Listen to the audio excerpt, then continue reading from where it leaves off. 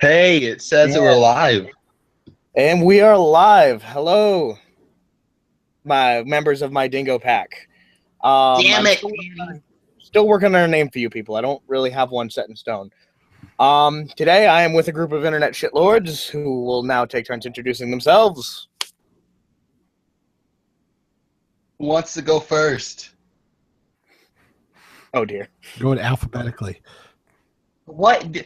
Oh, come on! That puts me first. Okay.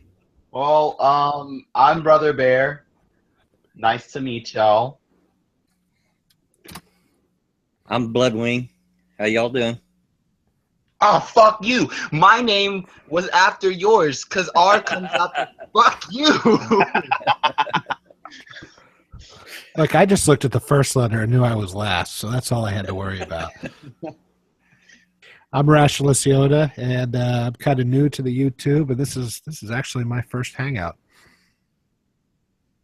Well, I was gonna say I think all of our channels are less than 2 months old. Actually, my channel is about a year old.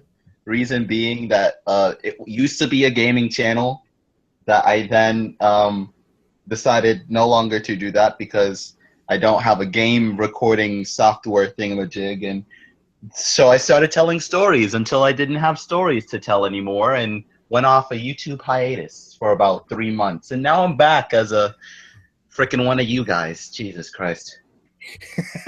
You have drank the Kool-Aid. Exactly. I drank the Kool-Aid.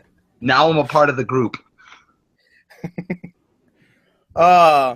So I know I haven't mentioned that this was coming up. This is kind of planned spur of the moment. In fact, if I'm being completely honest, about a half hour, I realized it was tonight that we were doing this about a half hour ago when I received a message on Twitter from Rationalist Yoda. But this was basically the original. Not one bit of research, have you? No, I have been watching the stuff that's been going on with Trump and all that. God damn it, I haven't done any, so now you're going to make me look like the only one. Oh, wait, none of you did research? Like from what I've seen, he's been putting his foot in his mouth left and right. Dear, thank God. Research. And this all started with the whole calling for safe spaces for Mike Pence thing, which was rather entertaining to watch that take its circle through the internet.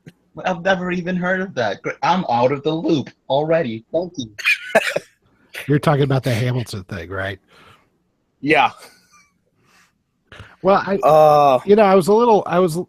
don't know if he said the word safe and space in his Twitter. It didn't sound like he was trying to, ask for a taxpayer-funded room with crayons and, children's programs. I mean, I get where he's coming from. Pence, who knows what kind of money he spent to go into place. If you put yourself in that spot, you can understand you wouldn't want to be spotlighted with your kids there and everything. But yeah, not only that, he's also not only that, but he's also if Trump dies, he has to be president. So I bet he wants to be kept a little bit safe to Well, and I think Pence handled himself very well in the situation. If you've not seen his video response, you should. To the I actually saw it on your channel, Bloodwing. Oh, did you? Yeah. To the play when they all talked to Mike about how they hoped that he would make in America for all of its citizens, not just right. That. Yeah, the Hamilton play. Yeah, I saw his response. The one person that I thought completely went social justice warrior was Donald Trump. That was ridiculous. Let me say so myself. I think it was fair. Boy, more than anything, he's just so reactionary. That's just what he's going to do. Well, to be honest, we knew what we were getting with him. Before the election even came, I said, if he gets to be president, somebody's going to have to take over his Twitter account because he often inserts his foot in his mouth. So We knew. You guys remember Net Nanny? We should get that right on his Twitter account. Oh boy. It's personally, I think what needs to happen, okay, is that he needs to be sat down by whatever it is, because I know from getting a tour of the White House when I was younger, they have speechwriters that work in the White House, and they have different people of that caliber. One of them needs to sit him down and tell him that you have to sit back a bit and just watch how things carry out and not just react as soon as something happens. Yeah, that is definitely not going to work. We're talking about Donald Trump. That's going to be the most frustrating job for the next 4 years. White House speechwriter for Trump. Oh, fuck, he's off script again. Why do I even bother writing this down? Has he followed the script yet? He needs to appoint a new cabinet member, czar of Twitter or something. Czar of Twitter. I mean, to be honest, what I think is just while he's in the White House, he needs to get off of Twitter. I can understand that he'd be on Twitter because he might want to reach out to the community instead of it being by speeches and press conferences and all this other scripted shit where he has to speak in a public space and try and, appeal to everybody. He might want to be on Twitter and just, say whatever stupid shit he wants to say, without it having to be scripted or anything. But then again, that could hurt him. I don't know. It's all his choice, I guess. This is why I think he's the free speech candidate. Warts and all. He's just going to say whatever. I am tired of Mr. Wind-up politician complete with hand gestures. It's old. It's boring. It's tired. You never get anything real out of these guys. Whatever. I mean, it may be ridiculous, some of the things he says, but at least you feel like it's coming from an actual human. And I kind of appreciate that. Yeah, that was early on in the election. I sort of drifted towards him for that reason. I was one of those people that said, hey, all from the way I saw it, all the Republican candidates were morons. But at least one of them was telling me what he actually thought and not what he was told to say. Oh, I didn't want either Hillary or Trump to win this election. I thought they were both just as bad as the other. With Hillary just being a slightly bit more worse. But, I benefit from Trump being president because now I get to hear all the social justice warriors and feminists cry, and I get to drink their tears. all the salt. Did you see Trump? I mean, they didn't really show it because it was off the record, but they came in later about when he went he lined up all the CNN, all the press basically, and it was like they said it was like a firing squad because he basically just called them all liars right to their faces. I wish I was a fly on that wall. Oh well, yeah, and when all those heads of media realize that ain't a daggum thing they can do. No. Nope. Did you just say daggum? In case you didn't know or hadn't noticed already, I'm a redneck. Yes, I did say dadgum. That's freaking awesome. I've never heard anyone say dadgum before. Well, stick around. You'll hear a lot more. Yeah, I was going to say, I have cousins from Alabama, so the way that Bloody talks doesn't really faze me. It phases me completely because I've never heard anyone speak like that at all. I like the accent. By the way, fuck you for earlier. You should have gone first. I will always hold that against you. I went to public school, man. I never learned how to do alphabetical order.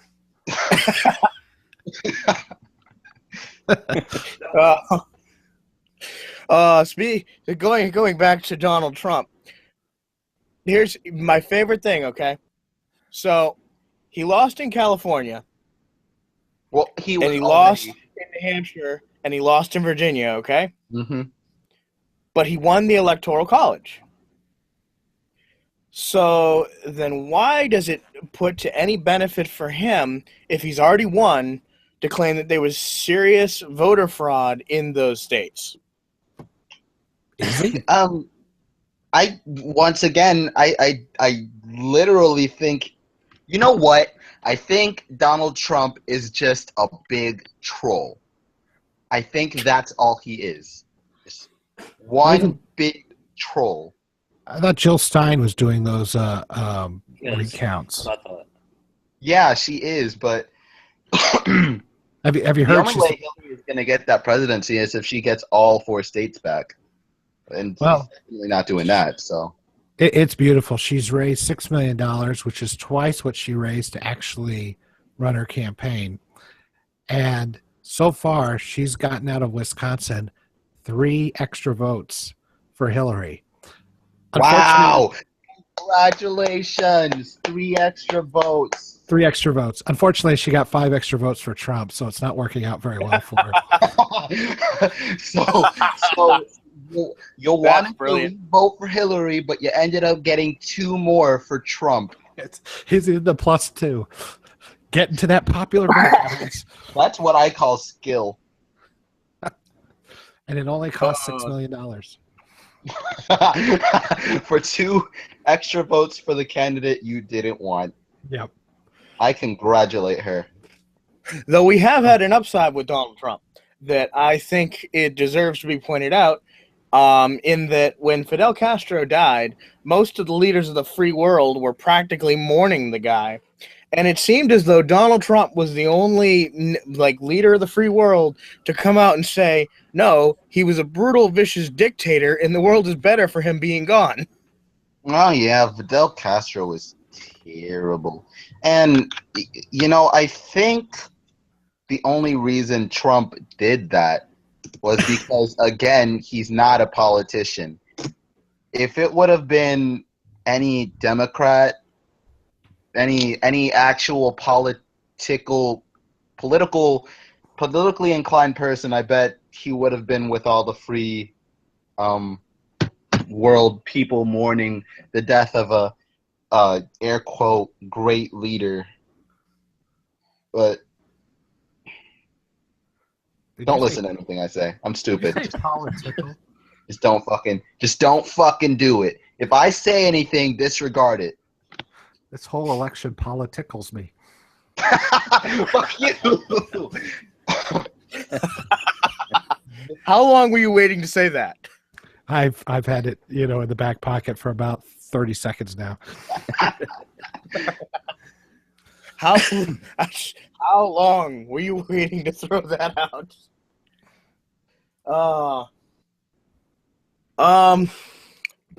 It's funny too because as you guys are talking, I'm actually scrolling through Donald Trump's Twitter feed. You know that you got all these leaders loving Fidel Castro. Most of them are socialist, leftist, communist, at least sympathetic, and they understand, Castro lived his life, that you're only one execution away from paradise. You just never find that right one to execute. Yeah. I don't know. Personally, I was appalled to see how many different Democratic voted in leaders of major countries that were talking about Castro as if he was this revolutionary, this guy that should be honored. One person even called him, I find this so ironic, they called him a social justice hero. Okay. Well, I've heard everything I need to hear. Good night, everybody. I will see you in the next video. Yeah, I would say that is 100% true. Yeah, tell that to all the gays and whatnot he put in camps. See what they say. Yeah. Of course, I probably have a little bit more of an advantage on that than some y'all do, and maybe some of the leaders that open their mouth and insert foot with him. I'm old enough. I remember going to school in the 60s and having to do nuclear bomb rehearsals, you know, what to do, duck and cover, like that was going to do anything. But, you know, and it was all on Castro. You know, I remember him getting us right to the verge of nuclear disaster. Oh, damn, you're old. Oh, just like I am, yes. Oh, well, that explains the old man with a cane. Okay. There you go. Oh, I am putting 2 and 2 together, already feeling smart. Look at that. We've already figured out how to put things in alphabetical order. And Congratulations, you've graduated from community college. Hey, I'm still in it. So am I. Well, that explains why you haven't got to the dadgum chapter yet. Oh, that comes in Until university. your first semester of university. I tell you, based on your avatar there, I would have been disappointed if you hadn't said dadgum. well, I chose it. I chose it on purpose. I've had a few tell me I should get a better avatar or something, but I just can't find anything that. I don't look quite that old. How about Mater from Cars? Because he says "dadgum" all the time. Now, that's funny right there. Yeah, I don't care who you are. That's funny right there. That could be your intro for all your videos. Boom, mind blown. There you go. Well, I mean, you could always do what I did, hold an art contest on your channel and then see what submissions you get. You know, after I've seen how yours turned out, I thought about that. I am happy with mine. I just like to be able to animate it a little more. I wish I knew how to animate. Yeah. I want cigarette smoke coming from my avatar. That's all I want. Well, that's fairly easy. Get some weird smoke effect coming out of your cigarette. I don't fucking know. Once again, if I say anything, disregard it. I'm fucking dumb. I have no idea how to do that. The art part of my IT education just went completely out the window. Well, I mean, I put animation into my videos. Well, my last video was kind of floating up and down. There would be a way with your avatar to do it in Photoshop. Mm-hmm. To have it set up so that way you would alternate between 2 or 3 or 4 images to make it look like the smoke is floating up. Yeah, it's one way. And then you could turn it into a GIF. I could. Then I'd have to some sort of MP4 so that my video editing software could deal with it, because it doesn't seem to like movable GIFs. Anything else? Yeah, my editing software is like that too. Though, granted, I use Windows Movie Maker, so. So do I. I tried using Camtasia for video editing, and I will never do that again because it left one big watermark on my video made by Camtasia, and I was not happy with that. Oh, I think that might have just been because you were on the trial. Yeah, I am on a trial. I don't have $300 fucking dollars. But if I had $300 fucking dollars, I'd buy a house. I know houses don't cost $300, but I'd do it. I'd find a way. They will in Trump's America. Oh, that's something to look forward to. Yeah. I actually have DaVinci Resolve, and I love it, but it slows my poor potato of a laptop to literal crawl. A literal claw? A literal crawl. Wow. So this turned from talking about Trump to now we're talking about computer softwares. You've lost complete control, Danny. Wait, you are a noob to live streams. They never stay on point. I don't care who runs them. No. If you watch the baited podcast, they always get off topic. Like we're getting off topic right now. Now we're talking about live streams. Is anybody watching this? Oh, you're up to 4 now. We're up to 4 viewers, and one of them is Benny Hanna, and he's a cunt. Oh, roasted. This nigga just got roasted. That cunt.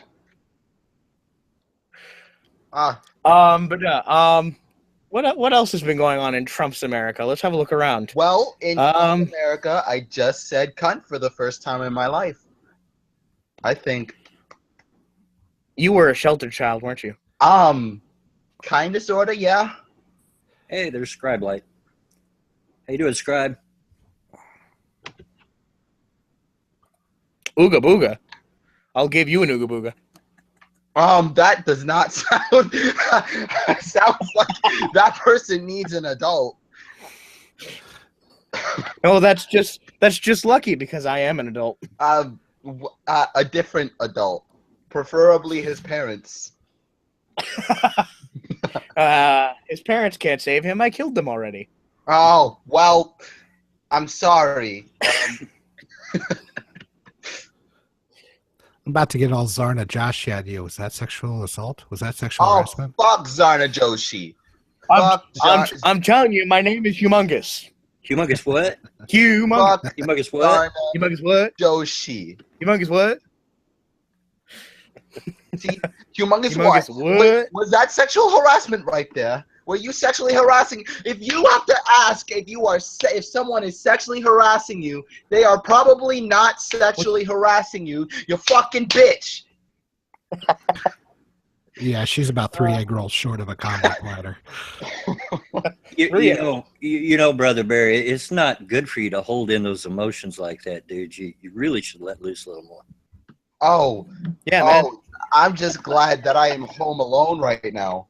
Jesus, if I wasn't, my mom would have barged in here and would have started saying, "What the fuck are you yelling so loud? Shut up." Well, I don't have to worry about my mom. I'm too old for that, but I might wake my grandkids up in the next room. You have grandchildren? Do I have grandkids? I have 9. Oh, my God. Brother Bear, did you not go and subscribe to Bloodwing when I featured him on my channel? How dare you? Evidently not. Oh, I've seen some of Bloodwing's channel. I don't really know if I'm subscribed to him because he doesn't show up in my subscription feeds. But then again, not many people have been showing up in my subscription feed lately. Yeah. Make sure you got the bell clicked. I'm still waiting for YouTube to release an official statement on that as to what is going on, what they think is going on. You want me to bell you, old man? The little bell next to the subscribe button. You got to make sure that's clicked. Yeah, I know what you mean.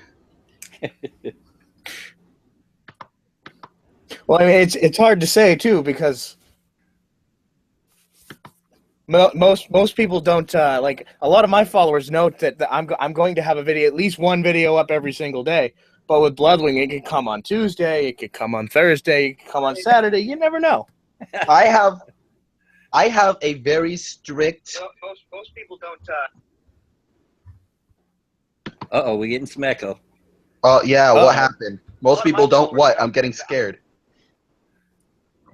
I'm going to have at least one video up every single day. But with Bloodwing.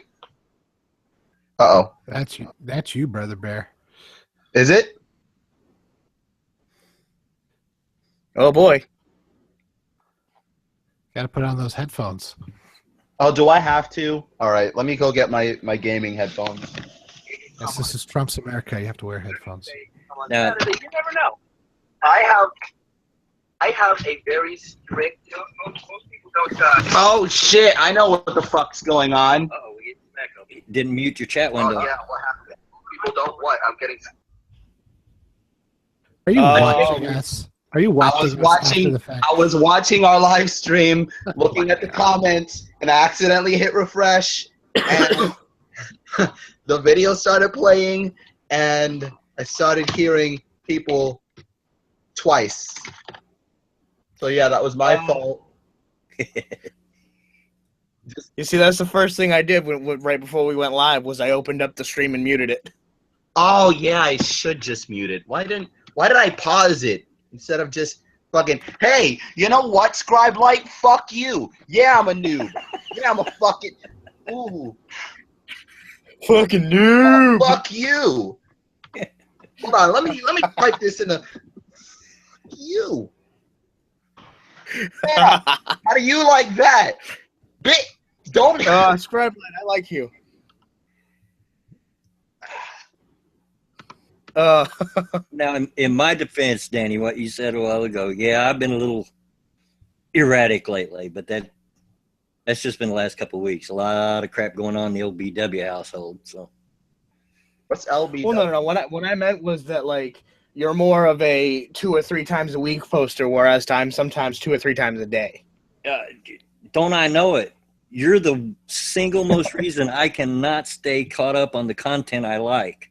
Guys, Just as soon as I get caught up, there goes another one. I have really bad news. I have triggered Scribe Light. Oh no.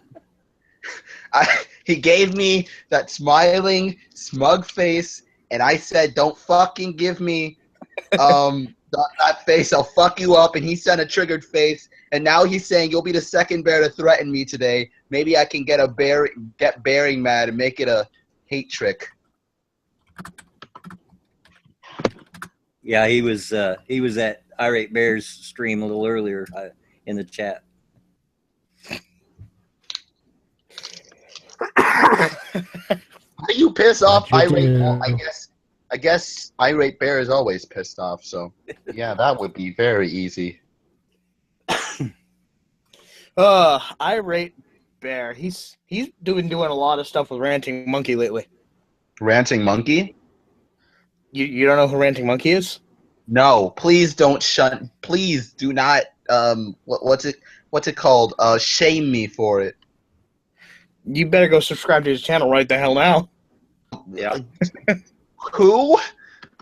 I'm on Ranting Monkey. I've seen his stuff. He's pretty good. Ranting Monkey? Yeah. Should go. Yeah, he was featured on Bearing's channel a couple weeks ago. I will tell you this about Bearing. I am subscribed to Bearing, but for some reason it's his voice that I can't do. I can't do Bearing's voice. It annoys me. You can't deal with those sexy Australian vibes?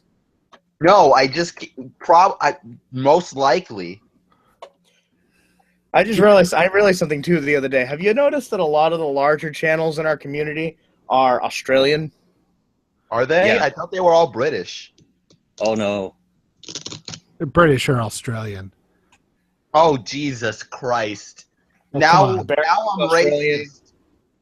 racist. Sue yourself as Australian. Rory. Yeah. Rory is Australian. Oh, Rory angers me too. Australian. Peach Bailey. There's a ton of them. The only notable Americans that I can think of is I think Ranting Monkey and Undoomed.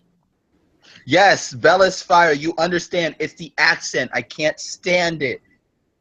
I can't stand it. I love the Australian accent. Yeah, No, it's not the Australian accent I can't stand. It's their specific accents that I can't stand. Their accents are Australian. No, not every Australian. That's how Australian people sound. Not all Australians, okay? Not all Australians. Learn that phrase, Danny. Damn it, Danny. Damn I it, think we Danny. can all agree that, at the very least, Sargon of Akkad's voice is like liquid gold straight out of a cherub's butthole right into my ear. Yeah, I can agree. I usually hate long videos, but I can just sit there with Sargon and just listen to him, and it's like he's serenading me. For me, it's Undoomed. I fall asleep to his videos, as creepy as it sounds. His are good, too. How? He's yelling in his videos every 5 seconds.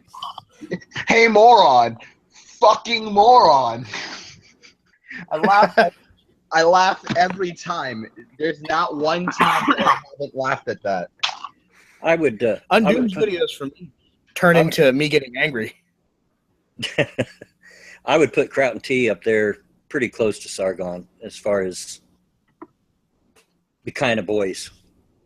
Yeah. Scribe Light, I swear to fucking God. What? He just called me an Australophobe. I'm gonna fuck a bitch up. Scribe light.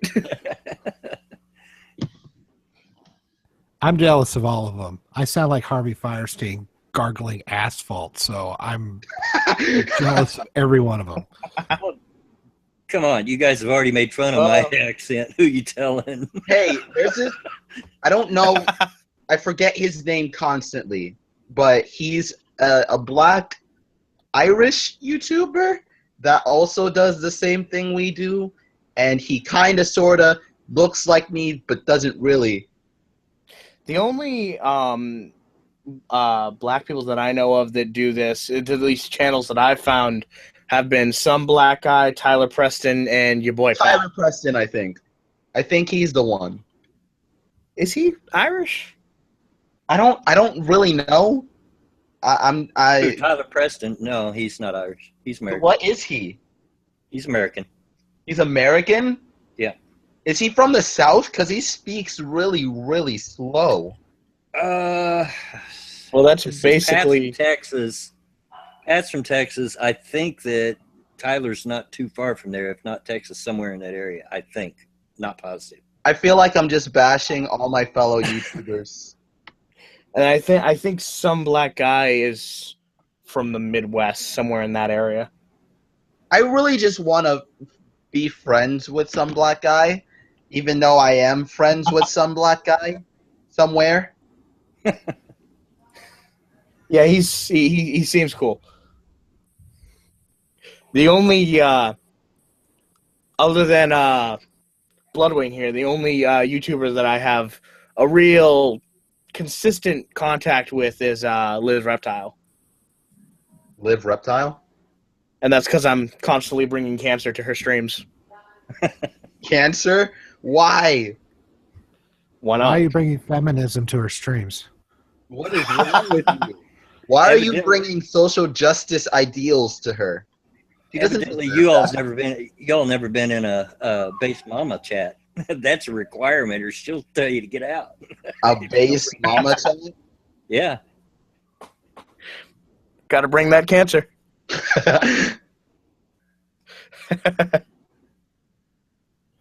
So, all right, can we go back to Zarna Joshi just for a minute, because this she specifically the sexual assault thing. I think every single one of the guys that helped her with that fuck you, Scribe Light. No, I don't know. No. But every guy that helps Zarna Joshi with her videos is a fucking cuck. I swear to God. The guys that say shit like, if you say something that a girl doesn't like and you say it again, that's sexual harassment. Fuck yourself. Go fuck you. There are so many things that I have said that a girl did not like, and I continue to say that. She called it regular harassment, not sexual harassment. Yeah, I don't understand why everything has to be sexual nowadays.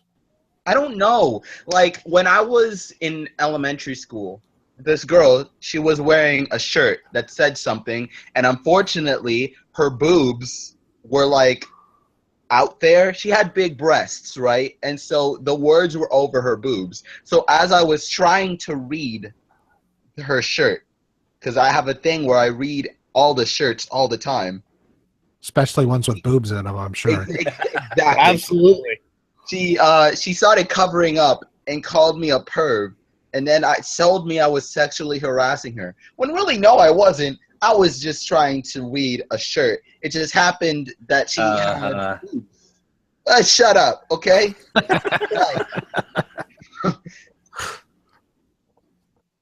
Exactly, Danny. All the boobs. I mean, all the shirts. Hey, Brother Bear, not to change the subject, but if you like boobs, you got to find out who Base Mama is. I mean, okay, let me Google search her. Based Mama. Yep. That's a new one on me. I hadn't heard of her either. I've got. You hadn't heard? Oh, she has the best live streams. She just had a baby, so she's a little out of the loop last couple of weeks, but she'll get back. Based Mama, and I'm getting a whole lot of Mamma Mia. Some movie from Italy, I'm guessing. She's hold on. All the way back in 2008, way back in the dark ages. She's an ex-Muslim, and situations does with people content, but she mostly does live streams with words and letters on their clothing. Is if you don't want people to read it, don't get something with words on it. Can someone please send a link on the thing so I can just click on it and go to her channel? Oh, baseball? Yeah, hold on a second. Let me get it for you. It's not working on. Scribe light. You know what, Scribe Light? You and I are gonna be fucking enemies, and every time that I get onto this Rat Pack sack of shit group that is this stream, I swear to God. It's like the sun. Don't stare. Belly is fire. There you go. What if the high beams are on? Yeah, fair enough. It's true. What if the high beams are on, Bellius? Just play God, I'm not Joe E. Who the fuck is Joe E? Or Joey or Joe A? Oh Lord. No, don't tell me it's another person I don't know. Show up. Don't say his name, Scribe. He'll show up. You know, he's like Bloody Mary. Come on. Joe E. Oh, we're all doomed. Brother Bears killed us all. Yeah. Joey is a 14-year-old boy that likes to show up in chats, mostly irate bears. He's funny for about the first 60 seconds. After that, it's just annoying as crap. The first exact 60 seconds. So once that 60-second mark hits, once it gets to 60.1, it's automatically annoying. After 60 seconds, usually everybody in the stream is saying, "Shut up, Joey." Shut up, Joey. What do you want? You just described every one of my videos. What was that? You don't know Joe E? Say it with me. What the fuck do you want me to say with you? More comments below. Nope, there are. Yeah, this live stream is adorable. Don't. Fuck. Hi, Evie. Hi, Evie. Fuck you, Scribe Light.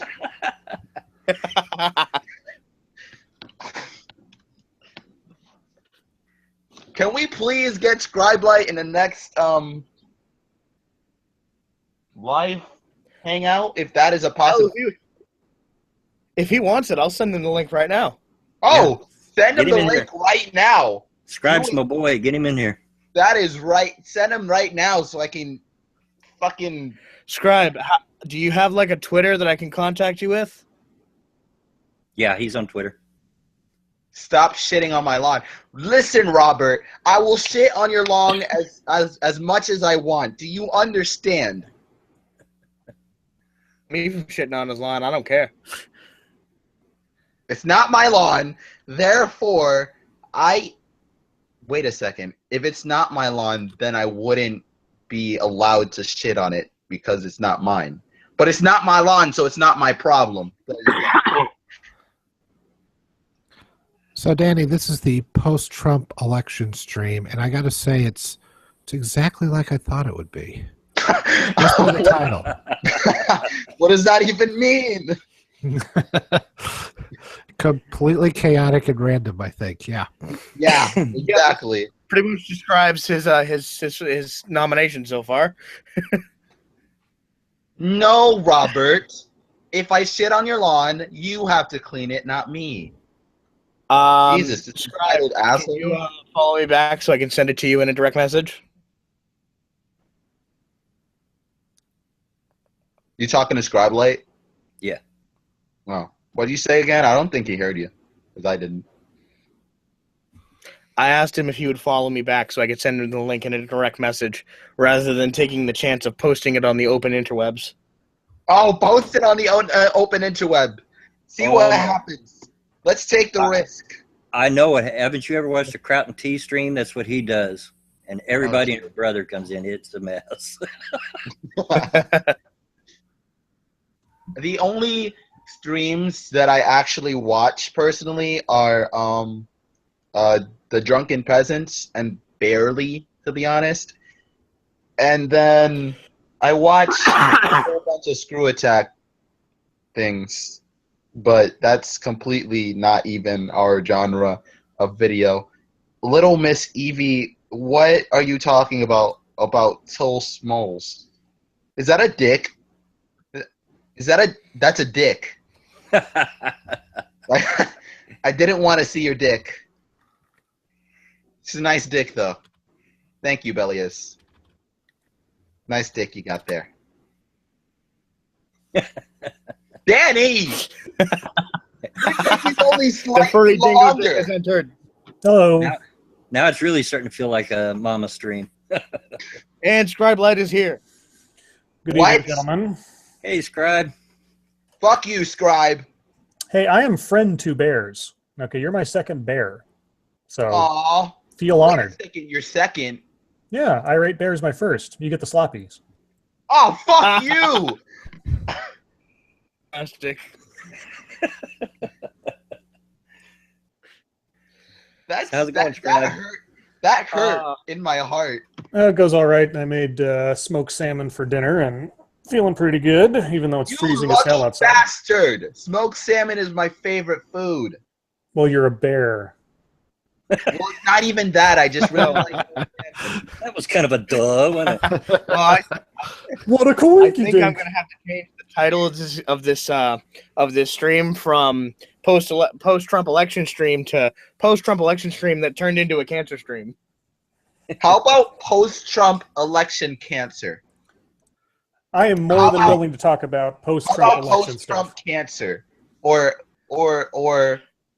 cancer stream that was supposed to be about Donald Trump post-election stream, but was then turned into shitpost.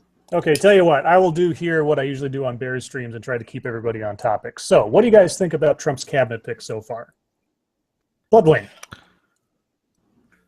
Well, I don't have them all in front of me here. The one I did like was the Secretary of Defense, who is a general that will basically just punch you in the face. That seems to be the only smart that I've seen of the ones that he's announced. But then he got Mitch McConnell's wife for what was it, Secretary of Treasury or something like that? And I'm like, Was it transportation, or am I misremembering? maybe it was transportation. It didn't seem like a drain the swamp kind of pick to me. Oh, a lot of the people he's doing business, so to speak, with right now are not drain the swamp. Like Mitt Romney, possibly for Secretary of State. Come on.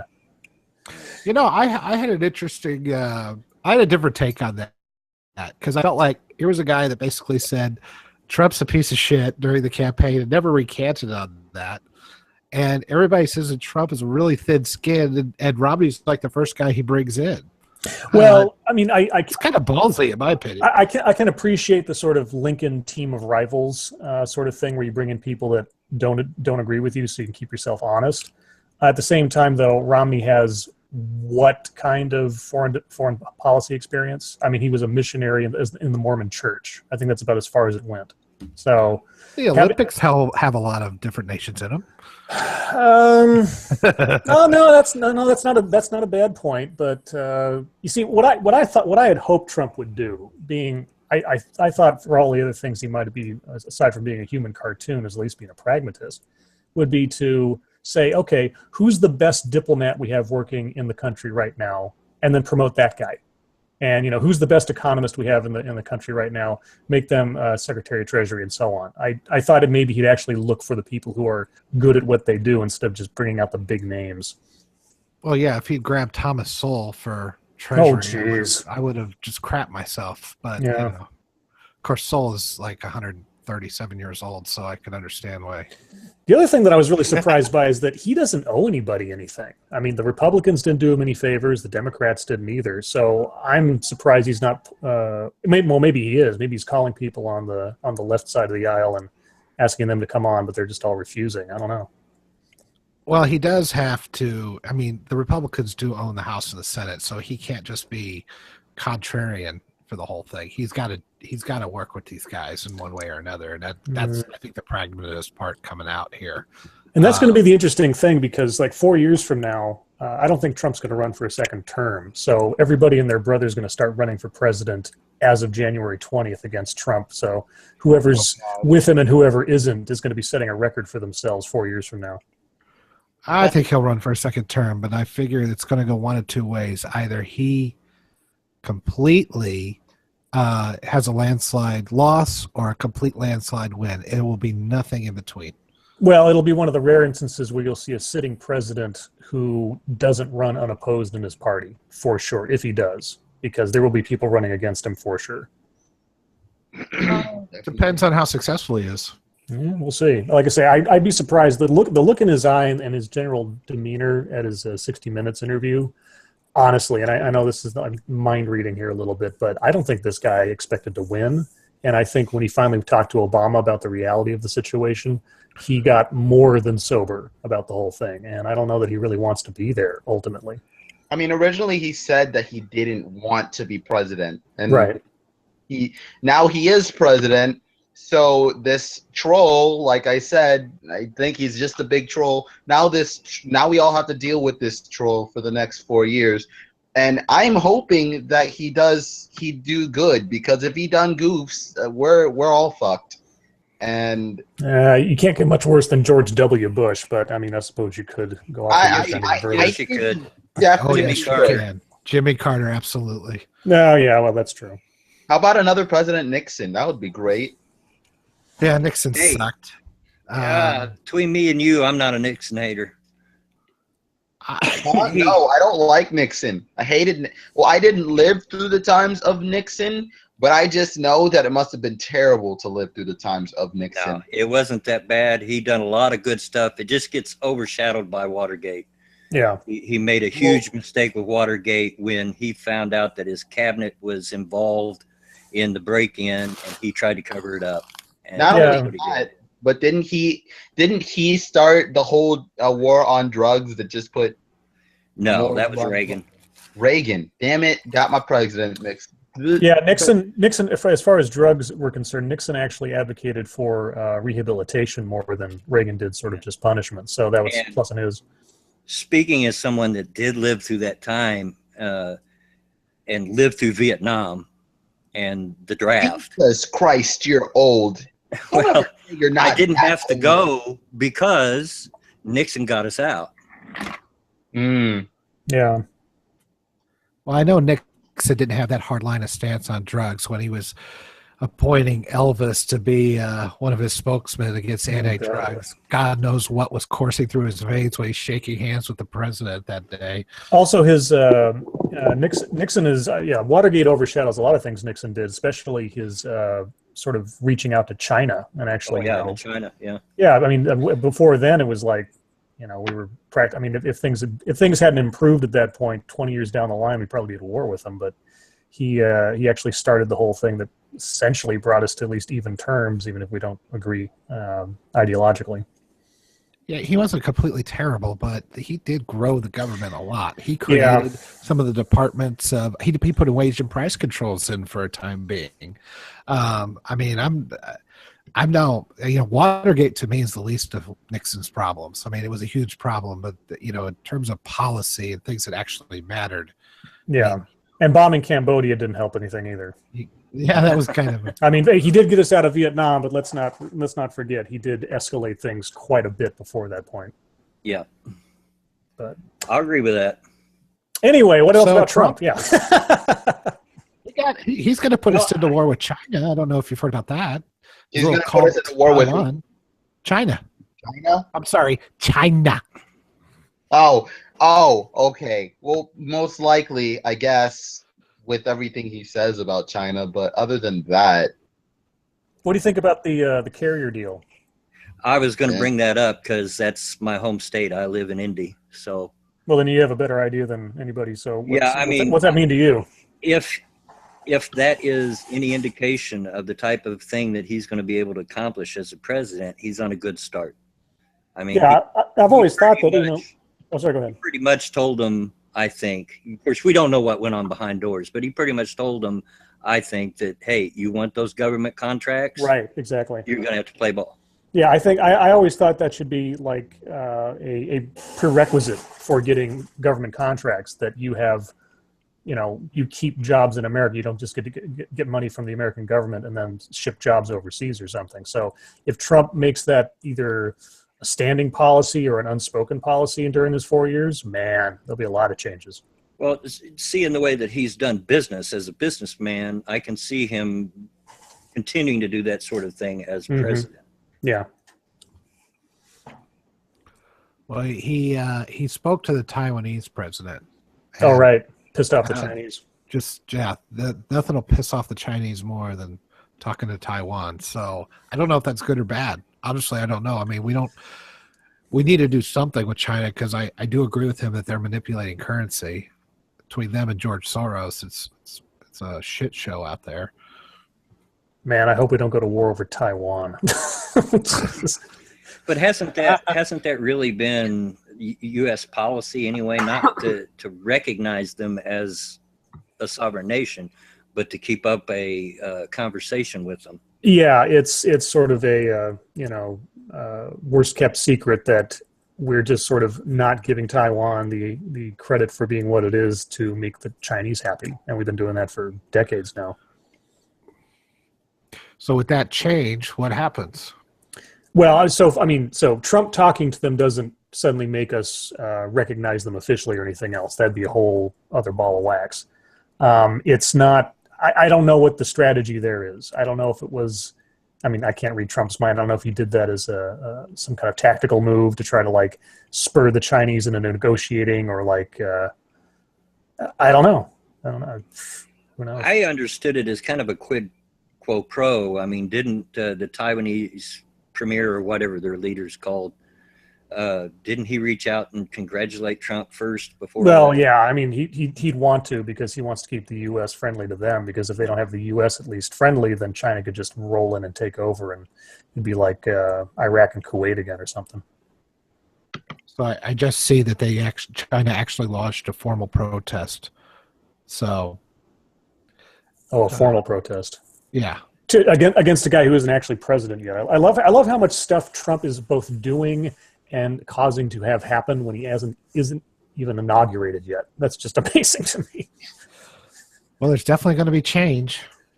Well, that was the thing I was saying before the election. I mean, I honestly thought that it'd be close, but that Clinton would pull it out in the squeaker. But I didn't vote in the election. I didn't back either one of them. I didn't want either one to win. But I always said, if you really want change to occur, you can't. A catalyst for change you could not ask better for than Trump, because both parties would have to re-examine themselves. Because Trump's ascendancy in the Republican Party is a failure of the Republican Party elite. I mean, they put their best of the best up on a stage with Trump, and he just decimated them. So they're going to have a big come to Jesus moment. And of course, the Democrats are too, for all the shit they pulled. And Hillary Clinton losing to Barack Obama and then Donald Trump. Her career is over. Well, she had everybody on her side. Yeah, she did. I mean, Beyonce, for God's sake. Oh, yeah, Beyonce. Madonna, too. Whoa, that was kind of creepy. What was? Is somebody vibrating? Not not that me. I'll admit. Okay. You still awake there, Danny? Yeah, I'm still awake. I just kind of letting the people who seem to know what they're talking about talk. Same. If you think I know what I'm talking about, boy, have I got you fooled. So Sarah Palin for Secretary of Interior, so she can like hunt moose from her helicopter. How's that? Can we not? Can we please not? I hope Sarah Palin for anything. I'm against it. I hope it's a joke, but I've read some things where they're considering putting her somewhere in the administration. No, I know. do not I know. consider her for anything. Never. Don't even put her into your mind. It's a curse. I liked her from at the very beginning, and then I watched her just turn into a complete. Well, she probably was always that way. Yeah. My problem is that when one of these people get on stage and they do a speech like she did, and then you just watch the hounds get released by the social justice press, it's hard not to want to defend her, because you feel like you got to defend all the ridiculousness. That's what I'm so worried about with Trump. He's going to do some actual shit that we're going to have to deal with, and we're going to spend all our time trying to defend him from the ridiculous stuff that's going to come from the press, and that's what gets old. It's tough when you have to try to defend someone for things they did well or didn't, or defend against things they didn't do, when on balance they're a very difficult person to defend. It's sort of like watching the Young Turks and they make a good point, Yeah, exactly. or on the flip side, watching Fox News and they make a good point.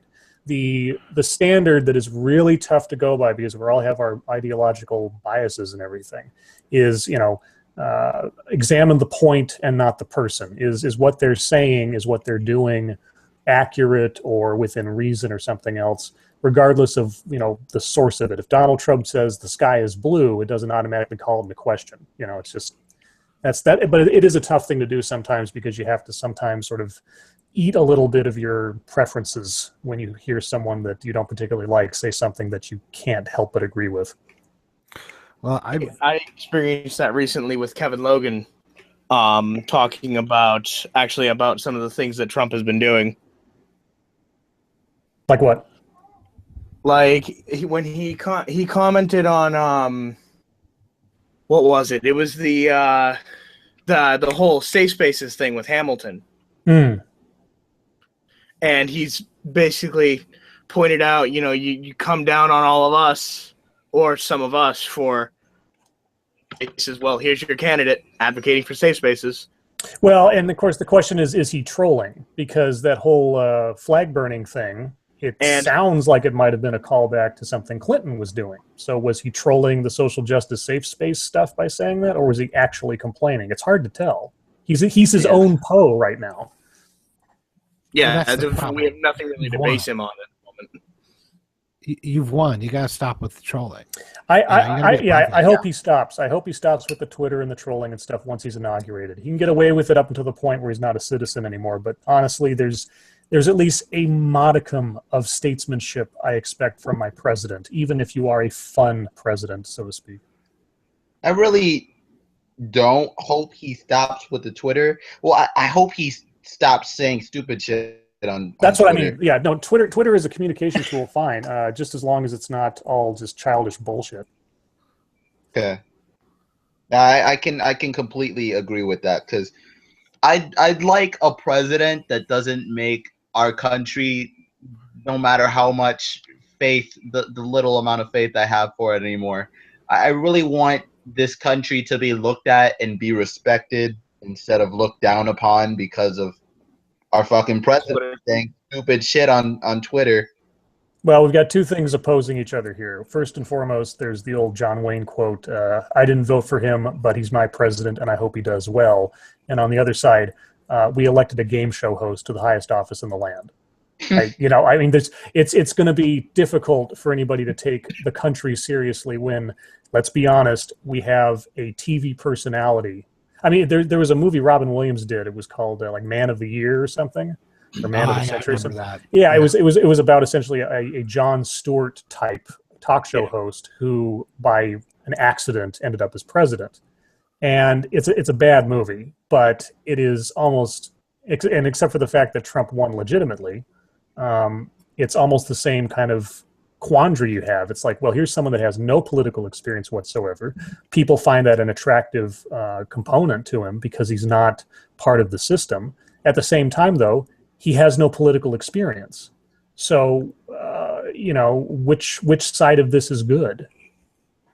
Well, I think the fact that he has no political experience is the good side, simply because of the fact that instead of knowing about, he knows that the system is rigged, obviously, but he doesn't, I don't think he has, since he doesn't have firsthand experience with this rigged system, it'll give him, he might be able to break it. Maybe not break it, but bend it, or maybe crack it just a little bit, so that some things might change. Now, I don't think Trump is gonna make America great again, because he's not a politician and he's not about pandering to everyone ever. But that's just my opinion. Once So again, I got a question for you, but I guess for the panel at all, because it was something that kind of came up when I saw his first 100-day plan. One of the things that he wants to do, and something that I agree with, is to put essentially a non-compete clause on public servants and such, where they can't become lobbyists within like 5 or 10 years after they've left office. So that'll dissuade people from getting into politics just to get some cushy job with a pharmaceutical company as soon as they get off the clock. But he hired, and he has been hiring and dealing with a lot of insider lobbyists onto his advisory team. So my question is, do you think these people are essentially going to be willing to help Trump cut their own throats and their sort of industry's throats by, de-incentivizing the very thing that's enriching them? I don't know them as individuals, so you got to wonder. I mean, the cynical side is, they're all horrible lobbyists in there, and I can understand where that comes from. But as individuals, they also may be. Look, the tide is changing. We've seen the way the American people are thinking right now. I'm going to hitch my wagon to a winner and adapt to change. If you want to be optimistic about it. Yeah, from what I have seen, a lot of there's been a lot of call from people in the 1%, and there was a video posted by like 179L, I think is the name of the channel, where I think he was a lobbyist, was actually down at one of the protests of Wall Street, basically arguing that the very thing that like Trump is advocating for, which is, from what it seems, from what I've seen at least, less government involvement as it operates, is actually going to not only continue to make them rich, but it's also going to allow, if it works out ideally and perfectly the way the system is supposed to work, to raise wages and lower prices. So I almost wonder if they're looking at it from that angle and thinking they're not cutting their own throat, they're simply changing with the way we operate. Yeah, I agree. I mean, the way it's been going for the last 8, even 12 years, it's not like anybody's making as much money. Yeah, a few are, but people that have been around a while, like Bloodwing, can remember when we actually had 4 to 6 to 8% growth. I can remember it during the early Reagan years, or the mid-Reagan years, and everybody was making out. Why wouldn't you want everybody to make out? There's just more money to be had. Then right now, you stick it all in the government. I mean, the economic sense at all, that it's going to implode sooner or later. Well, I think our current woes have less to do with the government and how much money the government's taking versus how much debt is being allowed to accrue amongst everybody through either home loans or student loans and everything else. And the fact that Obama didn't do anything of note really to rein the banks in after the recession. I mean, he invited all the bankers to the White House, sat them down, and just went kind of like, "It's a pretty tough situation, guys.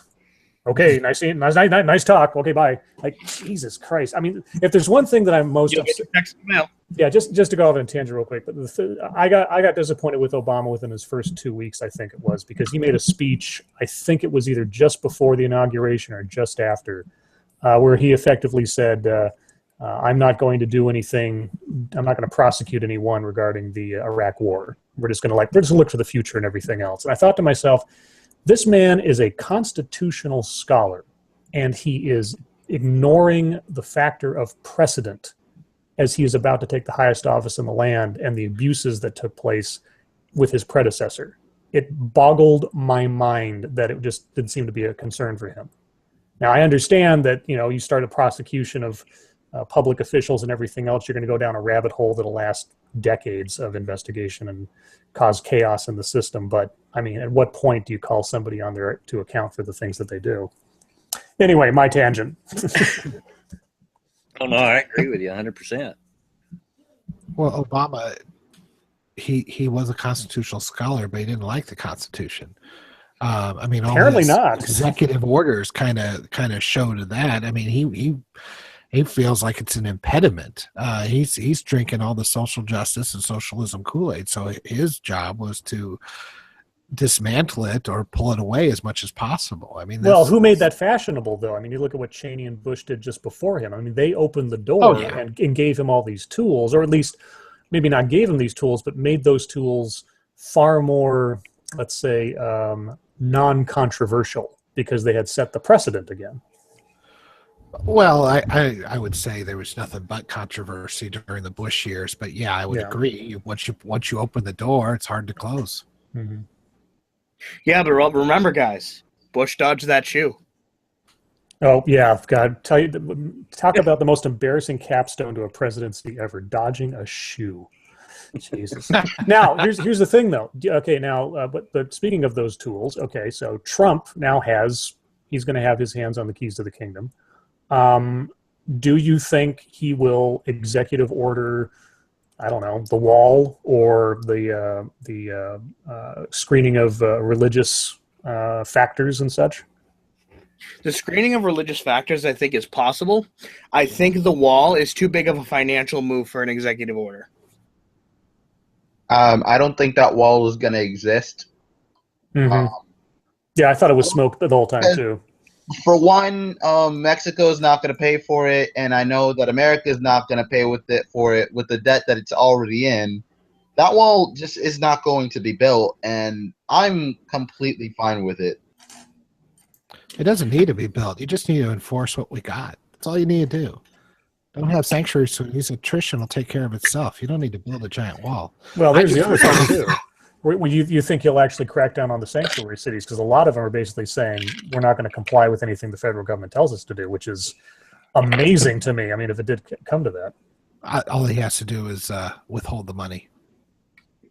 They'll bend over real quick when their revenue streams dry up. Hmm.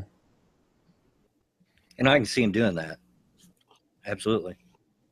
Yeah, he didn't have to use force or anything. He just says no more money for you. Yeah, that's it. It worked for Carrier. Yeah. Talk about precedent. Precedent.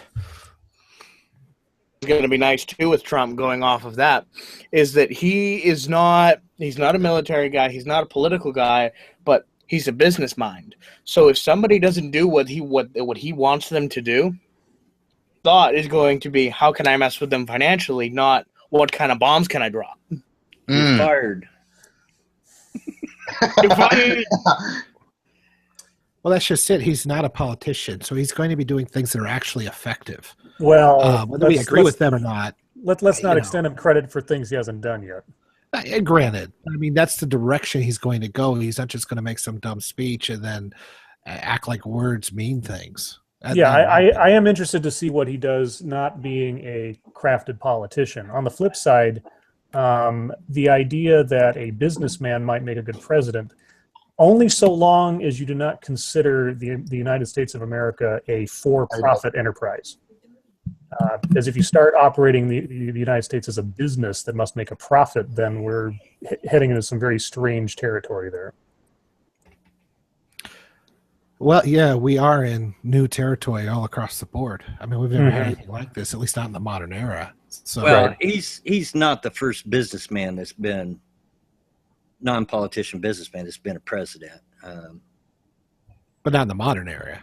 Which president was it? You'd have to go back to the last century, but yeah, well, I mean, you were alive then, so tell us. Was it Grover Cleveland? I mean. No, Eisenhower was president when I was born, so okay, I'm not old. Gotcha. I'm curious. I don't know. Is there a non-politician who's been president in the past that? Wasn't Reagan more of a TV personality than he was? He was governor of California before then, so he was. But he was an actor before that, yes. Yeah, well, so was Schwarzenegger. So technically, now Schwarzenegger. I mean, there's the other thing too. Oh God, the president. anybody is going. I mean, there's no way to tell who's going to run next time because anybody can. If Donald Trump can become president, we could have Dwayne the Rock Johnson as president. Please, It would be idiocracy for sure. I mean, Mike Judge is a goddamn prophet. Yeah. Yeah. Kanye we're gonna West, have President Kanye West Joe. 2020. I really want Dwayne the Rock to be president. Vote Jesus for president.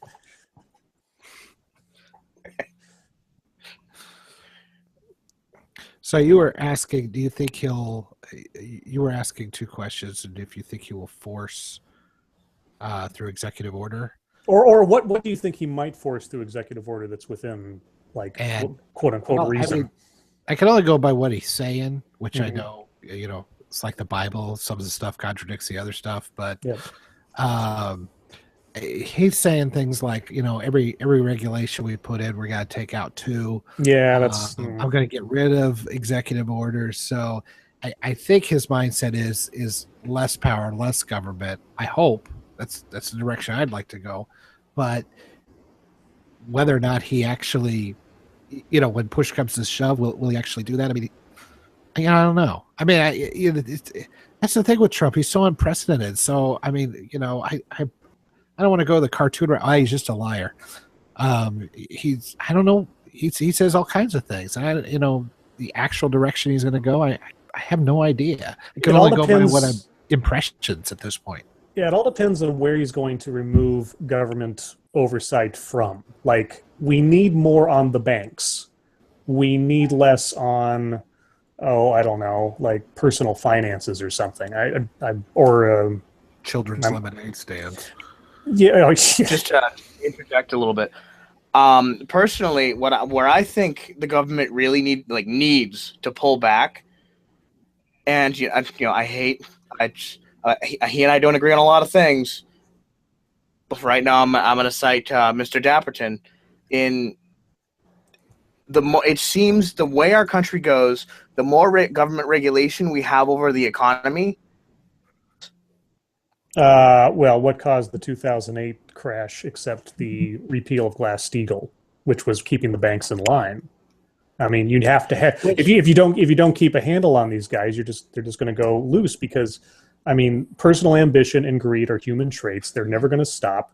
Then the laws are there to keep an economic system within the bounds of reason for human beings. Because you let an economic system run wild, it doesn't care about morals. It doesn't care about, the fate of the many over the wealth of the few. Well, there has to be a consistent set of rules. Yes, and rules certainly have to be applied. Absolutely, but I would disagree that Glass-Steagall was the sole reason we had the 2008. I mean, you go back to the Community Reinvestment Act and the government wanting to put in housing for people who couldn't afford housing. I mean, I watched my house value just crater. And only sold it last year for any sort of profit at all, thanks to these ridiculous loans that put out. Now you could say, well, banks, were running wild. I could tell you, I work in a financial industry. There's no shortage of regulations that you have to follow, and they're so tough to deal with. One of the things I've always if you take the biggest problem we ever had in the private industry, which one would you say it was? If you had to pick one in the last 10, 15 years, if you had to pick, where the private industry really failed. Mortgage-backed securities. That's one. Yeah, I was going to say, but banks loaning out money they didn't have. Well, loaning out money to people that didn't have to pay back. I mean, this is. So where did those rules come from? Well, okay. I mean, so let me make sure I'm not telling stories out of school real quick. I'm going to consult the mind of all things, which is Wikipedia. So let me just pull up Glass-Steagall real quick, just so I'm not off my rocker here. Let's see. The Glass-Steagall Act describes 4 provisions in the U.S. Banking Act of 1933 that limited securities, activities, and affiliations within commercial banks and security firms. Let's see. Starting in the early 1960s, federal banking regulators interpreted provisions of the Glass-Steagall Act to permit commercial banks and especially commercial bank affiliates to engage in an expanding list and volume of securities activities. Congressional efforts to repeal the Glass-Steagall Act, referring to those four provisions, culminated in the 1999 Gramm-Leach-Bliley Act, which repealed the two provisions restricting affiliations between banks and security firms. So prior to Glass-Steagall, banks and securities firms had to remain as separate entities. They couldn't collude together for these things, and they did their own things separately. As soon as Glass-Steagall got repealed, that's when this sort of devil's bargain put together, and that's over the course of 1999 through 2008 built up the banks and mortgage-backed securities, and together we brought out the poison that we had. So no, Glass-Steagall alone is not what did it, but it opened the flood bank. It was the catalyst for allowing these two sides of our economy to smush together when they should have been kept separate, because then you get a whole bunch of different motivations going on. And since Glass-Steagall was repealed and Greenspan wasn't exactly all that tough on keeping the banks in line because he was a Randian, kablooey. Fair enough. I need to do some more research on some of that. I look back at what happened with Enron and putting in, I believe it was Sarbanes-Oxley, which is a ton of regulation that absolutely would not have stopped Enron. Oh, well, Enron was, just super duper accounting tricks and collusion with Arthur Andersen to give a rubber stamp to it. The oversight of what a accounting firm could just, verify a company without anybody sort of double checking the books was what allowed Enron to get as ridiculous as it was. And, but that was just before we had our big crash and all that. And $13 billion was lost in Enron. It was the you couldn't turn on the Golf Channel without hearing about fucking Enron. And meanwhile, Medicare and Medicaid lose $65 billion every year. They're just totally silent. Yeah, one of the best documentaries I've ever seen, called "The Smartest Guys in the Room," all about the Enron rise and fall. Very, very informative. Yeah. But anyway, so Muslims. Oh boy. So I think the more practical thing that you could do is to say, if you are attempting to enter the United States from a specific country or area of the world from which we know a large proportion of radicalized individuals or terrorists come from, you are put under more scrutiny. An outright ban, maybe only so long as it takes to set up a new rules infrastructure and infrastructure itself to vet the people that come through. But I think eventually you're going to have just a very rigid screening process for getting people in. Have you ever seen, there's this TV show called Border Security Australia, speaking of Australia, because I know you guys hate Australia. If you watch this show, when they have people come into their country, they sit them down and they put them through just this very polite but very rigorous questioning session if they have any suspicion about them at all. And if there's anything that tells them that these guys might be hinky or something, they put them on a plane back to where they came from immediately. They don't, no ifs, ands, or buts. And I'd be fine with that. I'd be, look, you're not going to get that taken care of until you get it out of people's heads that Islam is not a race. Well, yeah, that's true too. I mean, when you've gone that far off the deep end, and you're screaming at Christians who are pretty much irrelevant at this point, as far as creating a lot of policy or making things happen on any meaningful scale, and then you turn around and you're like, but Islam, you can't be racist on Islam, which is a horrifying ideology. I don't even know how you start turning the boat on that. Maybe that Trump, I guess, is the way you start turning the boat on that. I mean, I'm all for, like you said, you may have to do a total ban for a short period just to get all your ducks in a row on how to pull this off. I personally, maybe not a total ban, but I have there been any of women aren't radical Islamists, right? There haven't been any.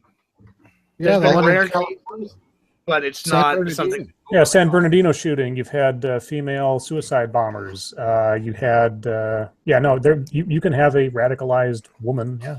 Yeah.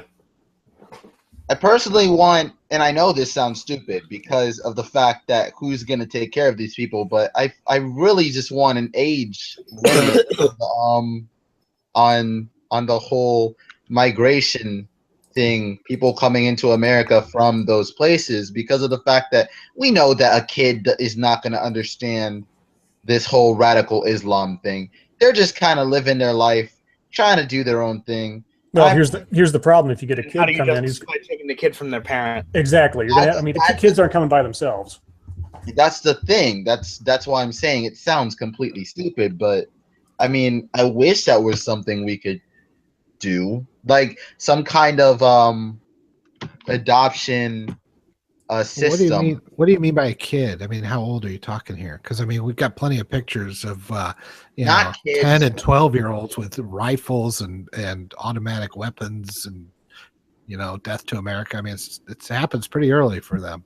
Yeah, I think you might be underestimating the radicalism of Islam. I've even seen videos of them having kindergarten plays with the little kids holding bombs and rifles and shouting, pejoratives at the Jews in Islamic countries. They start them really young.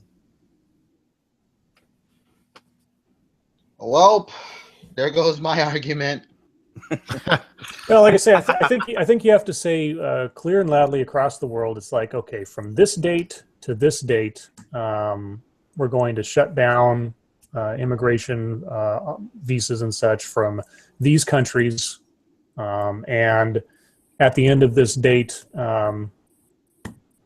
we will have in place these extra checks to ensure. And what really, and just on that, what really surprised me during I think it was like the last debate, the town hall debate maybe, but either way, when they were talking about immigration, it always surprised me that Trump didn't come out and say, well, hey, if we want to know what's going to happen if we let in a bunch of refugees or economic migrants, depending on how we do it, all we have to do is look at our partners in Europe and see what happened with them. We already know what happens when you do that. So why would you want to repeat their mistakes? He never brought that up. It always boggled my mind why he didn't say that, because what could Clinton have said to that? Yeah, all you had to say was Cologne. Yeah, Cologne or Paris or, just Jesus. Or just Nice. Germany in general. Yeah. Yeah, I again, they have figured out real easy to use our compassion against us, and social justice warriors are their useful idiot army. Well, I think they failed this time around. So far. Well, Trump's. Obviously, there's such a split in the country right now. There's a lot of doubt going on about the efficacy of the whole social justice and far left philosophy on things. I mean, they're floundering. They're going to become more. I mean, just like with the Christians, as church attendance goes down and atheism or more moderation goes on the rise, the crazies become crazier because they have less and less room to maneuver because they're being cornered. We'll see far more extreme things coming from the left in the next couple of years, I'm sure. And it's going to get worse before it gets better, as they say. The thing that I'm afraid of, the thing that I'm seeing all these delusional guys after the election, is that somebody's going to do something stupid trying to take out Trump. Well, here's been my fear since Trump got elected. In the 70s, there was a lot of protests and so forth, but there was also a lot of homegrown terrorism, and it almost exclusively came from the left, the extreme left. The Weathermen. Yeah, and I'm afraid to see that happen again. Mm-hmm. Do you know how America has changed for the better? When Milo Yiannopoulos, a flamboyant gay foreigner, is a hero of the conservative Christian Yeah, isn't it middle such a America. turnaround? We don't. Many people don't stop and pause for a second to think of, all right, and remember the '90s. Now Yeah. think of today and see that, okay, yeah, we have a presidential candidate holding up a gay rights flag at a rally. A Republican. Yeah, exactly. It's just like how the tide has turned. It's just so weird in such a short amount of time. I mean, legalized pot, gay marriage. Geez, I mean, as far as social issues are concerned, you'd think we were living in some kind of hippie fantasy land. Well, that's what's amazing to me. Is they're like, well, there's nothing but haters on the right. It's like, are you seeing what's going on here? It's not the same anymore. It's not. They're so scared of being called racist or sexist or homophobe that they get somebody. They're so welcoming now, and that's. I'm amazed at how I've always been generally on the right, at least as far as anti-authoritarian, because I've always seen the left as being the authoritarians. But it's amazing to me how that so many people from all walks and from all areas are starting to kind of go, yeah, I'm tired of being told what to do. That's really just what it comes down to for me. Yeah, I agree, and I think a lot of people pointed out that that was probably a very heavy-handed aspect as to why Trump ended up winning. Is because just so many people were being tired of being told, you're a racist if you don't think this way. You're a racist if you don't talk this way. You're a sexist if you don't think this way. I can agree. Yeah, it's like that video that just got out. You see that video of that guy sitting in the clubhouse of his like apartment building. Yeah, and I those saw two, that. yeah, those two people come up to him because he's wearing a T-shirt, and I think I tweeted out something like, no better metaphor is needed to demonstrate the mechanisms of Trump's victory. You know, somebody sitting there minding their own business, having an opinion, and people just harassing the hell out of him because they don't agree with him. And it's just like, well, why would I want to go along with you? I mean, even if maybe I agree with you on some fundamental things, if you're going to then take the one thing that we might disagree on and turn that into me being a villain or a demon or something, why would I mean, either I'm going to cow to your yelling at me, which is what you want, or I'm going to stand up for myself. And the only way to stand up for myself is to oppose you. So even if maybe I don't like Trump that much, I like the idea of putting it to Hillary and the people who support her. I mean, this concept of reverse psychology didn't occur to any of these guys, apparently, the whole time. And they're still not getting it. They're still No. not getting it because you still see stuff like that coming out left and right. Yeah, they're still in denial. Yeah, they as long as they don't stop for a second and ask the question of themselves, could I be wrong? Then they'll never make any progress, and everybody's to blame except them. And that's a very crazy and dangerous place to be, especially when they start getting together. Yeah. Yeah, I said I responded to a video by Ashley Mardell yesterday, and she was talking about how, like, attaching labels to the way people feel and, like, what their identity is allows people to find communities. And yeah, great idea, Ashley. Let's stick everybody in echo chambers because that's worked so well so far. Yeah, I did a video just yesterday that was pretty much that on parade. It just, you have this entire giant audience of people and this one person standing on a stage introducing the echo thing. The what now? What was the name of it was some kind of ecological. Oh yeah, Bioneers, like pioneers, but the Bioneers. And you have this person standing on stage and they introduce themselves by listing off all of their labels, not their academic credentials, but I am a this and I am a that and I'm also a this. And it was like Pavlov's dogs. Every time a buzzword was dropped, applause. Every time some kind of catchphrase, white supremacy, colonialism, whatever, applause. And it was just insane. And I thought, and at one point in the middle of this, I'm plugging my own video, but I can't help it because my mind was in this yesterday so much. At one point, this person on the stage calls the very conference at which they are speaking a mechanism of colonialism and white supremacy. And at that point, the audience balked. The audience balked at that point. You could hear crickets. Yeah, the applause was absent, and there was just sort of this weird, very awkward quiet. And yet, even after that, and even after a whole bunch of other horse shit, at the very end, standing ovation. And I'm just like, you have got to be kidding me. They stood up there, they insulted you, they listed off all of their personal gripes in regards to them being victimized by the things that they themselves list them off as. Like, I am a this, and thus I'm victimized. I'm a this, which means I'm also victimized. And they're for it. Apparently, they're willing to prop this person up and their ideas and their ideology, even after they just got pissed on. It was so just bewildering. You know, they don't stand up and say, I am Mary Smith. I am John Morgan.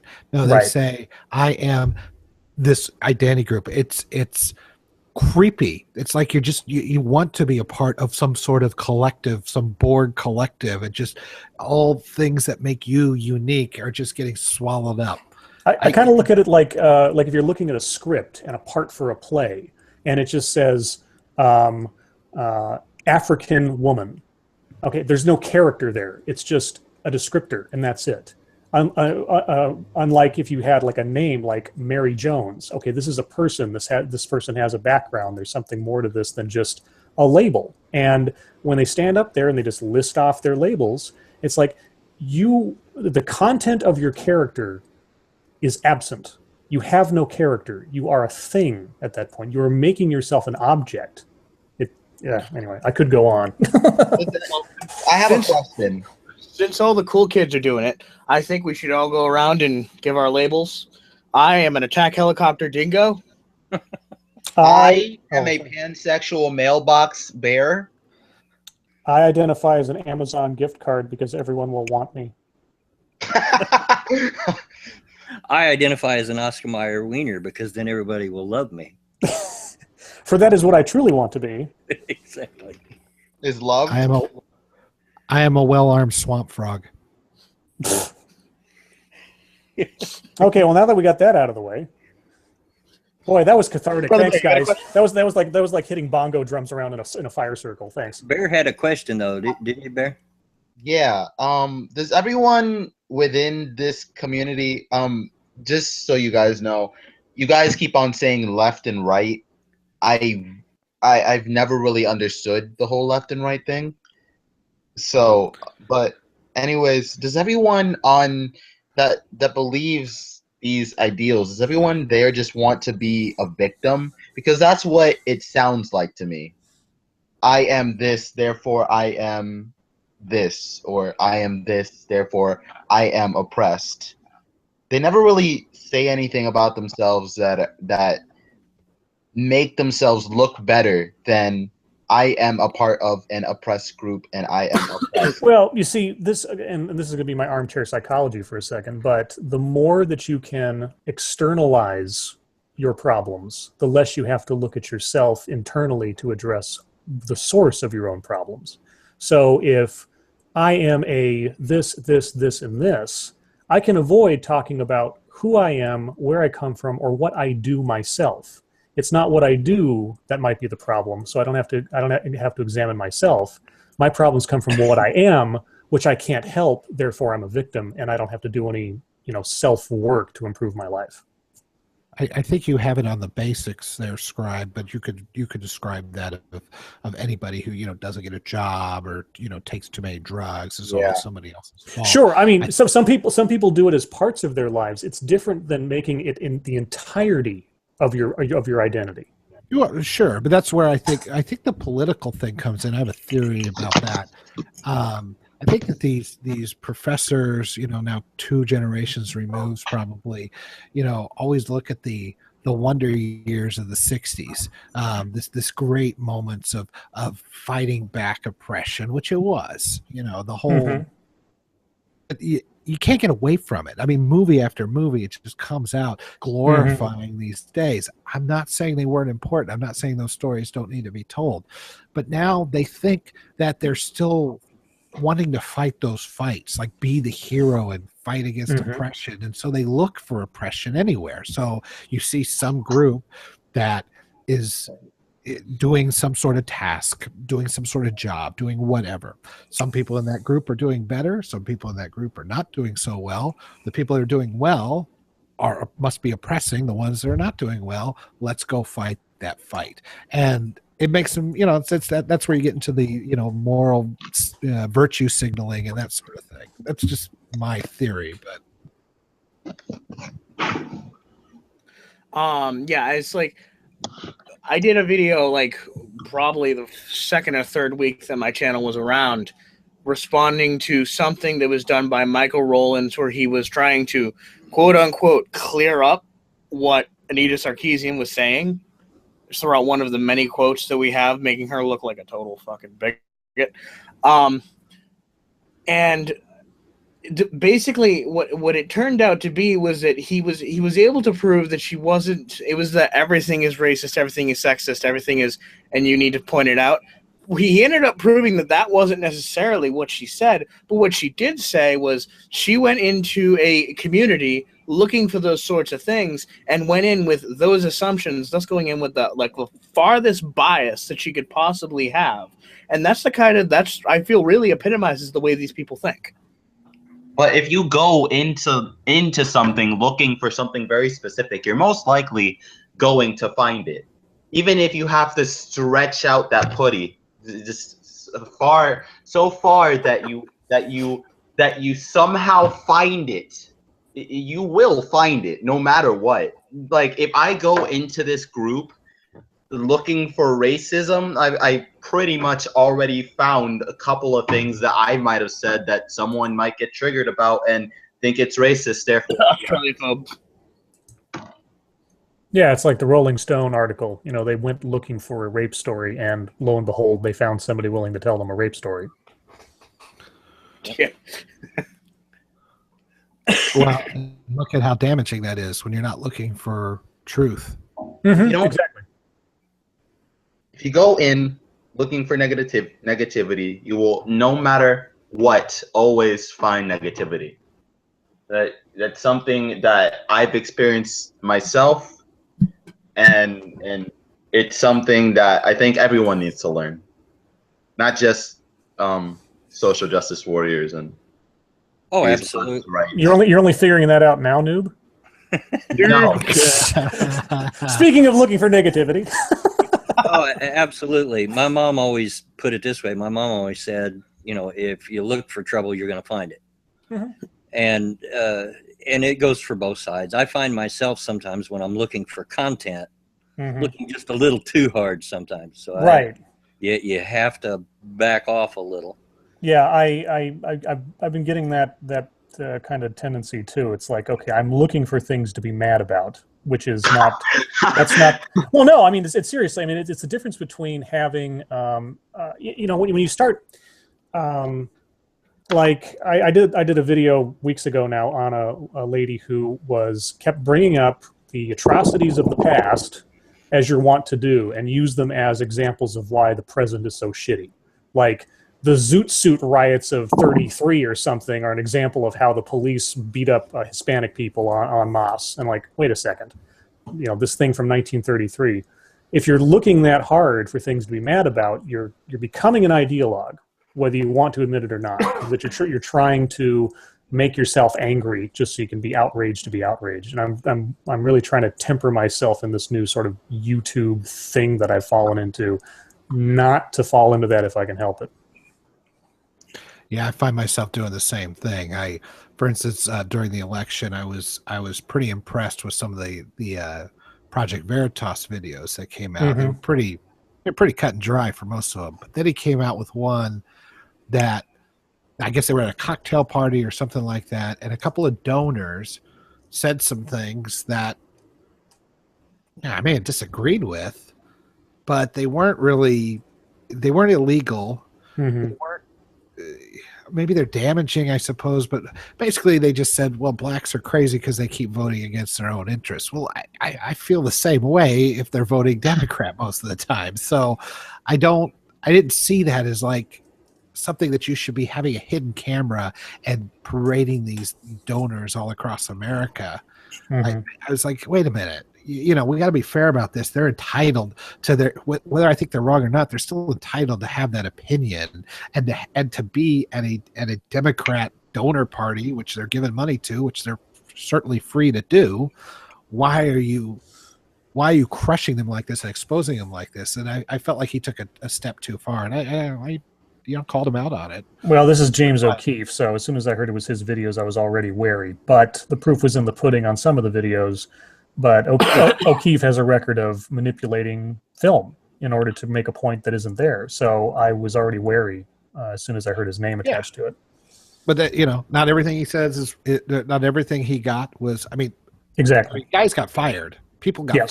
There was no doubt he had reams and reams of tape. He didn't have to edit much. But with the other stuff, it's like, wait a minute, come on, you're just you're trying to polish that turd a little too much. It's slander versus journalism at that point. Yeah. Almost, so you got to be careful. So I guess what you're saying is, if you look for negativity anywhere, you look for confirmation bias anywhere, you'll also find that. That's the thing I'm afraid of, is that I'm just going to start, I'm going to become like a machine, just kind of producing a video to produce a video because, here's a subject that generally makes me upset. There you go. So I try to only focus on things that actually irk me, and not just for the sake of like, well, this is a video about social justice. Okay, I don't care. Is there anything in it that actually is something that catches my nerves or something that, goes against my logic? Yeah. Did you guys see the Richard Spencer, the alt-right stuff? The Hail Trump? Yes. Yeah. God. I got at least one guy kind of pissed at me. He launched into various replies on the video I did on that. And I was like, look, it's kind of the same thing with Trump. I was like, okay, maybe Richard Spencer is not a racist. Maybe he's not. But you can't sit there and keep talking about your whiteness and how wonderful whiteness is and how we've done so much because we're white. Because then the bad stuff is also too then. And I don't subscribe to either of that. I think it's ridiculous. And if it's just trolling, if it was just saying, hey, I'm just gonna screw over these guys, you won. And there was nothing funny about it, and all you did was give them red meat to make you guys look like morons. Not all of us are insane like us five who like to talk about this stuff nonstop. Most people want to get back to their normal lives and will just catch the news for 5 minutes, and that's what they caught. It was dumb. Absolutely. And I agree with you. I mean, I don't see that any different than how I see Black Lives Matter. And if you've ever watched any of my content, I have zero. I've watched most of it. Yeah. I've seen some of it. Can I just say about the Spencer? Spencer what? Richard Spencer. Richard Spencer. Yeah. Usually, I just realized that I'm the only black guy in this group, by the way. Usually, I am for white people, I guess you could say. I'm always talking about how they're not privileged and how they're not all white superiorists and how they're not all neo-Nazis and how they're not terrible racists that just want to kill all black people. That's your internalized racism talking. But, You have internalized racism, and we need to cure you of it. but now that for supporting Trump.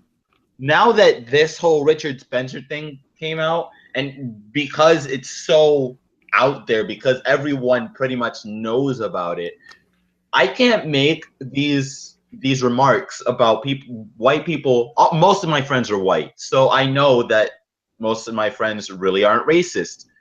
But then you have black people or Muslims pointing to this guy and this group of people saying, this is proof that all white people are white supremacists. So this is proof that Donald Trump is a racist, sexist, misogynistic bastard that believes in neo-Nazism. It's stupid, and I hate it.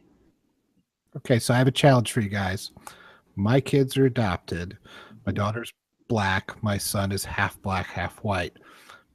tell me how this is internalized racism so I control these SJWs. Go. Wait, repeat one more time.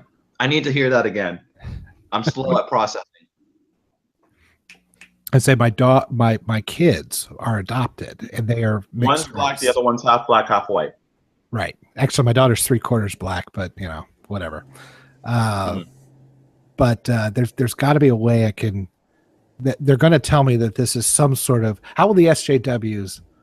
Well, you're obviously a living example of white heteropatriarchy because you're the father. You're the father of these persons of color, and therefore you are dominant over them. And your adopting them is actually a demonstration of your need to control those of color.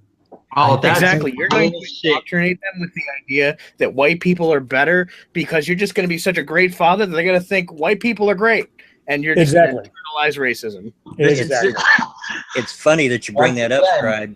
It's funny that you bring that up because there's actually a video I'm going to do here very soon. I've got it downloaded. I just haven't got it edited. Of an adoption channel giving people advice on how to do adoptions. And they dealt with exactly that. And the lady completely come out and said, brought up the patriarchy, the white patriarchy and all that stuff. And that if you're white and you adopt children of color, then you're going to have to teach them about the patriarchy and the privilege and all this stuff. I saw that video the other day. God. Yeah, no, it was absolutely disgusting. I saw that. I was like, you got to be kidding me. This is a thing that exists in the world. If this is what you're teaching people. Well, wow. And this comes home to me because like Yoda was saying, my children are white, but I have 9 grandchildren. Out of those 9 grandchildren, only 2 are white. Wow. I have 4 that are half black, and I have 3 that are half Apache. White genocide, man. What the hell? I'm kidding. I have my own rainbow nation. I'm trying. Yeah, exactly. But there's no winning with you, the dude. I'm sorry. There's no winning whatsoever. Yoda, you will. There's. I feel like your kids. They're your kids, right? You adopted them, right? Yes, I do make them do housework, though. Your kids are probably going to be the worst of enemies when they grow up, if they do get into this whole social justice warrior bullshit, because your daughter is going to look at your son.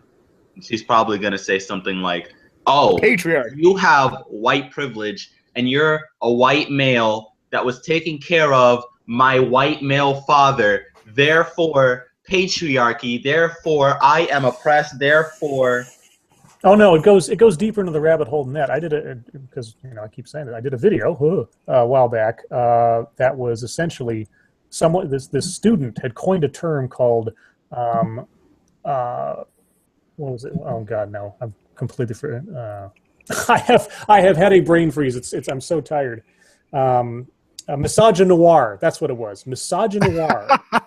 I'm not kidding. You go back. If you go through my library, I've got a video called 50 Shades of Burnt Sienna. And she coined this thing called misogynoir. And it's the theory that women of color, as they would say, have a very special sort of category of hatred against them.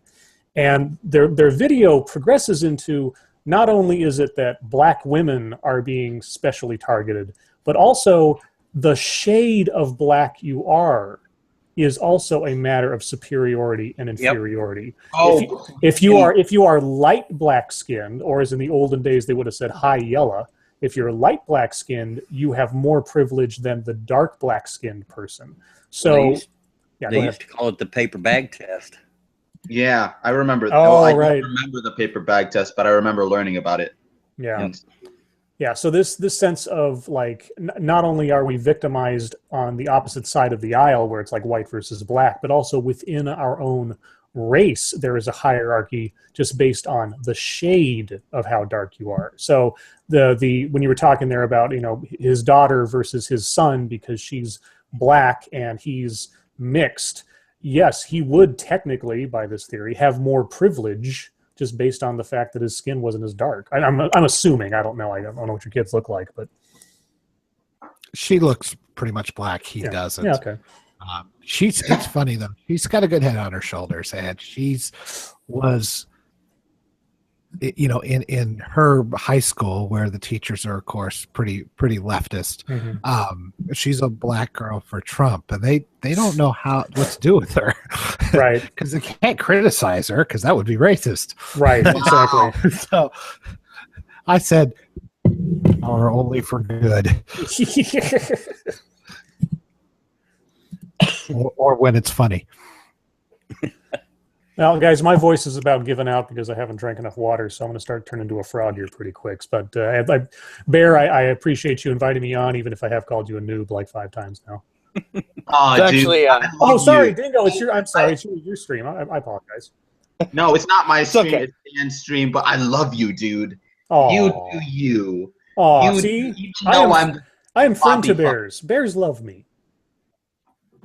I was gonna say I think we're getting close to pushing 2.5 hours. So I was thinking we should probably wrap up soon. Oh, well, don't let me run you guys out the door. But I'm just going to be able to not be able to talk here pretty quick. So, No, it's been a while. I could stand to get a drink myself. all right. Well, either way, guys, thanks again for having me on. Not a problem. See you on the flip side, Glad to have Sky. All right, take care, guys. Take care. All right. So, anything that you think we missed? I think And once we finally got on track, we've done a pretty good job, I think. Yeah. Once Scribe got us on track, more specifically. Yeah. He's good for that. Yeah, it was fun. I really enjoyed it. Danny, you're gonna have to tell me what's the easiest way to grab a copy of this video and throw it on my channel, other than just downloading it. You grab it by the pussy. Oh, And hold it like a bowling ball. I am down with that. As far as I know of, the only way to really do it is to download it. Okay. You use Keep Vid. Wait, what do you guys use to download videos off of YouTube? I use OBS just to record it off my screen, but Chris PC to download videos. Crisp. Chris, CHRIS PC. Ah. Like the way you eat chicken, crisp? No, like the name Chris. Oh, Chris PC? Yeah, Chris PC. It's a free program. You can Google it; it'll pop up. Oh, awesome. The one that I use, basically what I have to do is I put SS in front of the YouTube in the link for the video, and then it brings me to a screen that allows me to download it. Yeah. SS. Where do you put that? Right in between the www dot and YouTube.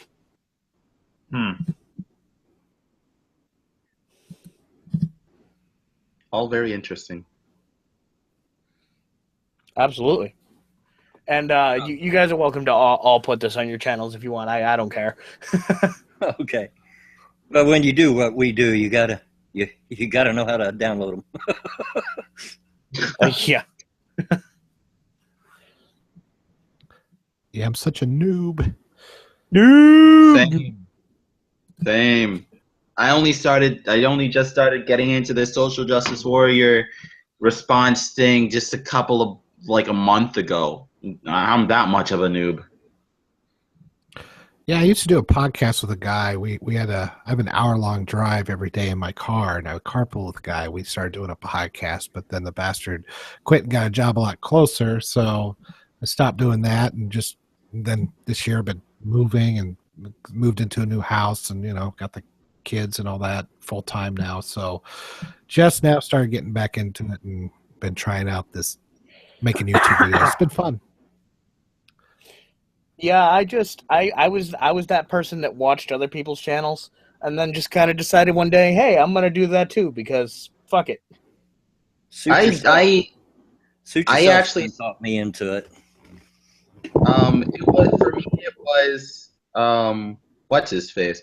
TJ, Amazing Atheist. He got me into it because I saw a lot of bullshit that I really didn't know that much about this whole social justice warrior, double standard ass, lifestyle ideal shit until I started watching The Amazing Atheist. And I was kind of agreeing with him on most of his videos, saying, "Oh, that's bullshit," or "Well, that's kind of true," or "That's kind of not true." So I was like, "Well, I guess I should start doing it. I already have a YouTube channel, so why not?" Yeah, I was Sargon. That probably was the first one I started listening to, and then just started grabbing people from there. He's the only live stream I would watch when when Arnita Sarkeesian puts up one of her videos every 8 years. Then they get it on there and shit post the crap out of it. Tropes versus shitlords. That's what it is. Who was I? Predominantly, I was watching Bearing around the time when I started my channel. But the person who really got me into it, and this may surprise you guys, but the person who I really discovered this whole social justice thing through was actually Shoe on Head. Oh, wow. I watch her too.